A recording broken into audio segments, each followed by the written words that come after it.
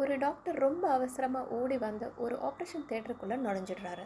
அப்போ ஒரு பையனோட அப்பா ரொம்ப கோவத்தோட, இவ்வளோ லேட்டாக வருவீங்க, என் பிள்ளைக்கு ஏதாவது நடந்திருந்தா யார் பொறுப்பு அப்படின்னு ரொம்ப டென்ஷனாக அவர் பேச, சிரிச்ச முகத்தோட இப்போ தான் ஹாஸ்பிட்டலில் இருந்து கால் பண்ணாங்க, பொறுமையாக இருங்க நான் பார்த்துக்கிறேன் அப்படின்னு சொல்கிறாரு. ஆமாம் சொல்லுவீங்க, இதே உங்கள் பையனுக்கு நடந்திருந்தா இவ்வளோ லேட்டாக வந்திருப்பீங்களா அவர் கோவப்படுறாரு. டாக்டர் புன்னகையோட பொறுமையாக இருங்கன்னு சொல்லி ஆப்ரேஷன் தேட்டருக்குள்ளே போயிடுறாரு.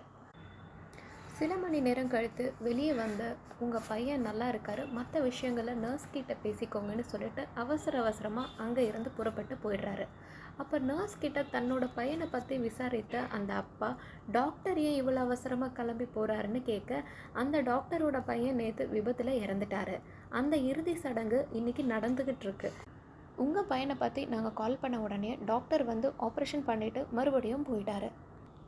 இப்போ அந்த தந்தை தான் ஆவேசப்பட்டதை உணர்ந்து ரொம்ப கவலையோட தன் மகனை பார்க்க போயிடுறாரு. இப்படி தான் நம்ம வாழ்க்கையிலையும் யாரையும் வெளியே இருந்து பார்த்து எடை போடாதீங்க.